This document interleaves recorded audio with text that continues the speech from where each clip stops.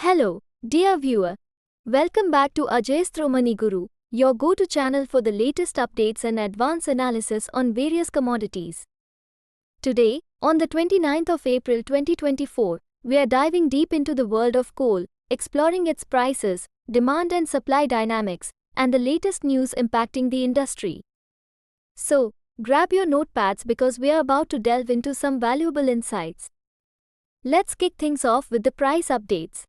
Premium hard coking coal, HCC, at Hay Point, Australia is currently priced at $245 per metric ton, FOB, while HCC 64 mid-value at the same location comes in at $209 per metric ton, FOB. Meanwhile, over at Paradip Port, India, HCC 64 mid-value is trading at $226 per metric ton, CNF, with premium hard coking coal going for $262 per metric ton, CNF. These prices set the stage for understanding the broader trends in the coal market. Now, let's delve into the demand and supply dynamics shaping the coal industry. Recently, we've witnessed a significant decline in the demand for Russian coal, particularly from key importing nations like China. In March 2024 alone, China's coal imports from Russia plummeted by a staggering 21.7%, while Australian coal shipments surged by 131%. Several factors contribute to this decline, including softer demand from Chinese and South Korean buyers, alongside the introduction of export tariffs by Russia. Moreover, logistical challenges, such as the suspension of rail shipments to Daman Port's OTECO terminal, have further dampened demand. On the flip side, the Russian coal industry has been grappling with challenges on the supply front. Coal production in the Kuzbass region saw a 2.0% year-on-year decrease in January-March 2024, and seaborne coal exports from Russia dropped by 8.11% month-on-month in March 2024. The introduction of export tariffs has only compounded these challenges, exacerbating the woes faced by the industry. These shifts in demand and supply have significant implications for the global coal market and its stakeholders. Shifting gears, let's talk about some recent developments in the regulatory landscape impacting coal-fired power plants. The Environmental Protection Agency, EPA, recently unveiled its final rule aimed at regulating carbon pollution from existing coal-fired power plants and new natural gas-fired plants.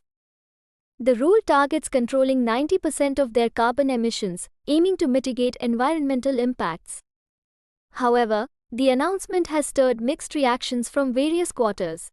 Critics, including the state Senate Republican caucus leadership, have raised concerns about the potential negative impact on electricity consumers and grid reliability.